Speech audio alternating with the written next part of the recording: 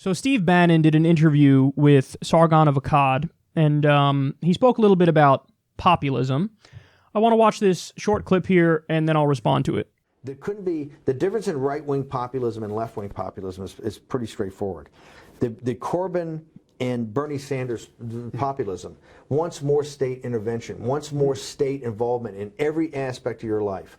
Okay? Right-wing populism, and this is why I said at CPAC, the very first time I spoke publicly, when I said Trump's got 3 prongs to his program: economic nationalism, American first national security, and the third is the deconstruction of the administrative state. What Trump and what right-wing populists are trying to do is deconstruct the state. We're not anarchists, and we're not libertarians. We understand there's got to be some sort of regulations, trade deals, armed forces, the police, all that. We buy into that.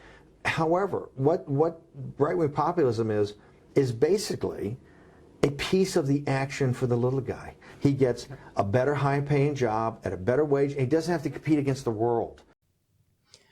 But Steve, Trump hasn't given a piece of the action to the little guy. Now, if he did, I would give him credit. But I can't give him credit because he hasn't done that. Take, for example, his tax bill. 83% of the benefits of that bill go to the top 1%. That bill obliterates the corporate tax rate. It takes the nominal rate from 35% all the way down to, I think, 21%. The estate tax is destroyed in that bill. So that's a tax on people with estates that have, I think, what does it apply to, over 5 million or over 2 million? Bottom line is, it's like the top less than 1% of the country, like 0.1% of the country. That's who the estate tax applies to. They cut that. So if you pass a tax bill that guts taxes for the rich and for corporations, now that's a fact, that's what he did, then how can you say he's for the little guy? I mean, I guess he could turn around and say, well, unemployment is low. But Steve, wages are stagnant. So there's a lot of low-wage job creation. Now, under Obama, it was the same thing. So what I'm saying here is not partisan. What I'm saying here is just the reality of the situation. For the unemployment rate under Obama, yes, it dropped massively, but it was low-wage job creation. Donald Trump is continuing that trend. Wage growth is not keeping pace with inflation. So the wages are still stagnant. Steve, he's doing the same policies as George W. Bush. I mean, let's just call it what it is. Trump brags on a regular basis about deregulating. He signed an executive order that was something like, for every one new regulation, we got to get 2 or 3 off the books. Something like that. The number may even be higher than that. He is trying to put in charge of the Consumer Financial Protection Bureau somebody who would handcuff the Consumer Financial Protection Bureau and not let them actually, detect fraud from big financial institutions against working people. The Consumer Financial Protection Bureau has returned billions of dollars to working people because they were defrauded by giant corporations. Trump is handcuffing the Consumer Financial Protection Bureau. They've obliterated Dodd-Frank, the mild Wall Street regulation, which should have gone much further.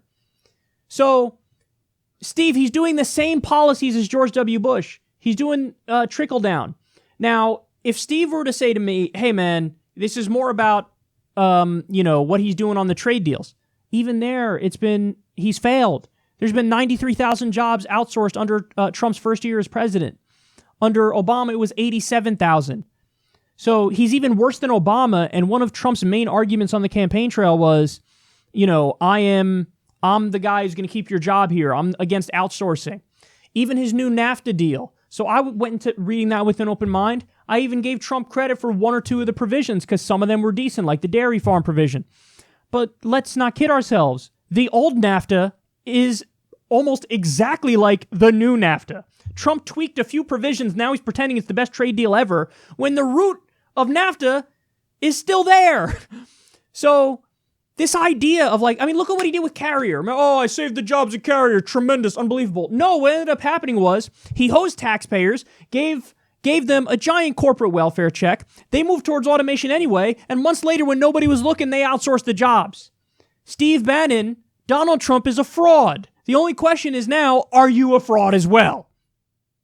So this idea of it's for the little guy. I'm giving it's to help right-wing populism is to give a little piece to the little guy, but that hasn't happened. That hasn't happened.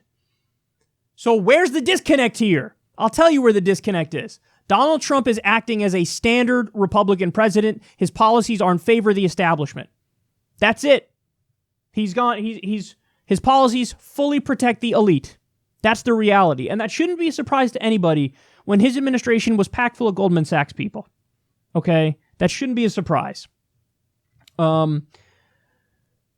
Now, when he says, oh, the right-wing populism is about economic nationalism, and then he said something like protecting the security of the country or something like that, and he said deconstructing the administrative state. But there's a problem there, because two of those are contradictory. If you're an economic nationalist, then you can't be for deconstructing the administrative state. Why? Because the administrative state, even though you're trying to make it sound like a boogeyman and evil and bad and wrong, if you're talking about the administrative state in the sense of like regulating Wall Street back when we had Glass-Steagall and we had a more stable financial system, for example, the administrative state has positive aspects. So for you to say, oh, it's about economic nationalism, which is like, oh, let's care about our own country first. Well, then how can you also say deconstructing the administrative state is a good thing for looking out for the well-being of our own people in our own country? Because that'll actually hurt our people. It'll lead to more crashes. And then also the idea of being an economic nationalist, you would hope that means, oh, a big infrastructure deal. Look, I'm in favor of that. I've been pushing that like crazy, a New Deal. Here's the problem.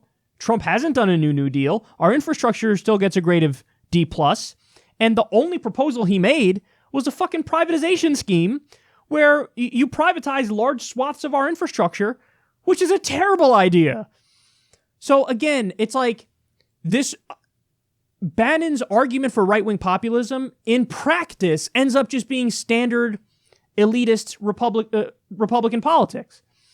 So it's kind of amazing that he's still maintaining this brand and still promoting Trump. It'd be one thing if Bannon was like, hey man, Trump has turned his back on my vision. Okay, well then at least I would take you seriously in that you have a different ideology, Steve, but you don't, because you're still being a cheerleader for Trump as he's acting like George W. Bush. All right, final point. And this is the part that really pissed me off more, believe it or not. I know I've been rambling for a while now. But he said, left-wing populists, and he references Bernie Sanders and Jeremy Corbyn. He says left-wing populists want government to have more control in, quote, every aspect of your life. That's bullshit. That's not true. So, for example, Bernie Sanders was one of very few politicians in the United States of America to vote against the Patriot Act.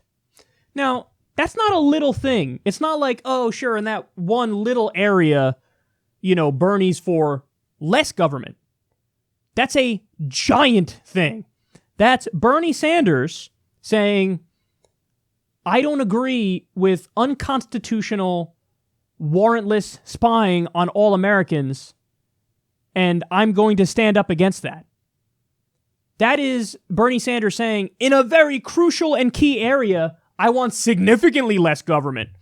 I don't want an Orwellian state where they can spy on you for any reason at all, without a warrant, illegally. That's a huge point. And he said, in quote, every aspect of your life, left-wing populists want government to control you. That's Bernie saying, on one of the most important issues, do not want government to control you. I want less government, more. Bernie is for ending the drug war and legalizing marijuana. Again, that's not a little thing, Steve. It's not like, well, there's just this little area he's for smaller government. That's a giant area. The drug wars cost over $1 trillion. How many people's lives have been ruined by the drug war? Bernie Sanders is one of the first politicians in America, somebody with actual institutional power, to say, let's legalize, tax, and regulate marijuana for recreational use. So let's legalize that and let's end the drug war. That is less government. That's not more government. See, in order to paint the populist left as unreasonable, he has to straw man. That's the point. Because what does he know? He knows that the populist left is for every single economic provision and policy that would actually improve the lives of the little guy. He knows that. So how does he distinguish himself from the populist left if he knows that they're for all the right policies that will help the little guy? He has to lie about what their stand is on social issues. Oh, the populist left wants to increase government in, quote, every aspect of your life. Utter nonsense. Utter bullshit, Steve. And you know that's bullshit. He voted against the Patriot Act. He's not in favor of the drug war. He's also, by the way, for getting the government out of your life on reproductive choices. Now, I don't know what Steve Bannon's belief is on the issue of abortion, but I can guarantee you Bernie's for very little government in that realm. So not for more government, for less government in many areas. And, listen, I don't even know if Bernie accepts the label populist left. I think it's a fair way to describe him, but I don't even know if he accepts it. You know who one of the few people on the left is that does accept that label? In fact, who promotes that label? Me. I'm one of the few people who says I am populist left. And I'll tell you right now, not only do I agree with Bernie on the issue of the Patriot Act and agree with him on the issue of the drug war and legalizing marijuana, and we mostly agree on the issue of abortion, but also I would add to that list that I would legalize prostitution. I would legalize gambling. I would legalize death with dignity, which is physician-assisted suicide. So what are we talking about here? We're talking about 1, 2, 3, 4, 5, 6, 7. I just gave you 7 areas where the populist left is for less government in your life. In fact, on social issues, libertarian. Hey, live and let live. So it's not, when you say the populist left wants more government control in every aspect of your life, that's not true. And I haven't even gotten into the fact that the framing of that is nonsense anyway, because so when I say I'm for a Medicare for all system, does that mean I want the government to have more control of your life when it comes to healthcare? No. It just means I want a Medicare for all system. I want everybody covered. I want to cut the fucking cost in half, which we will do. And I want to eliminate medical bankruptcies. There's nothing like tyrannical about healthcare. So for him to phrase it as like, oh, that's the populist left wants the government to have control in every aspect of your life. No, I want better healthcare, and the way to achieve that is through a single-payer system. So even the framing is fucking sketchy and weird and wrong. And the final point is this, man. I pointed this out before, but I'm going to do it again now. Listen, one of the aspects of Steve Bannon's so-called populism is he has a hardline stance on immigration. And I remember on his radio show, he said he was in a conversation with Donald Trump. This was when Trump was a candidate. And Trump was saying, hey, I want a merit-based immigration system. And, we want the best people. That's who we want. And Steve Bannon even disagreed with that. Steve Bannon was basically saying, hey, man, we're creating a culture here. So it's not even about, maybe let's stop. He didn't flat out say this, but it was there. Hey, we should stop allowing in the brown people, whether they be refugees, whether they be immigrants, because we're creating a culture. So even if you have a merit-based system, and let's say we get a lot of people from India or we get a lot of people from wherever, places where people are brown or black, Steve Bannon goes, not only am I against illegal immigration, I'm also kind of against legal immigration if there are certain kinds of legal immigrants. Now, if I'm wrong about that, and Steve Bannon and I'm being too harsh on Steve Bannon, more than willing to be corrected. If he comes out and he says, that's not true, totally fine with black and brown immigrants, no problem with them whatsoever, and I am for a merit-based immigration system. If Steve Bannon comes out and say that, fine, I'll do a correction. I have no problem doing that, none at all. But my guess is he won't correct me because that is what he believes. So it's a form of white nationalism. Now, you're not a populist. There's nothing about that that's populist. That's not the populist position. If you talk to the American people and you look at the polls, they don't want to take that position on immigration. So the funny thing is, as he claims to be populist, he's using the oldest trick in the book that the elites use. And what trick is that? Don't look at the rich, don't look at the corporations, don't look at the billionaires, don't look at the rigging of the system, don't look at the money in politics.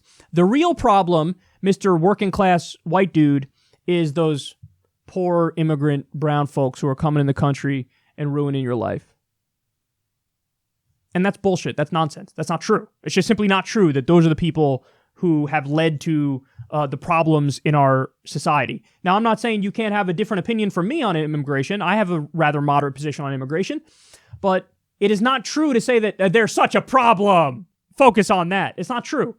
So, at the very least, you're doing the bidding of the elites.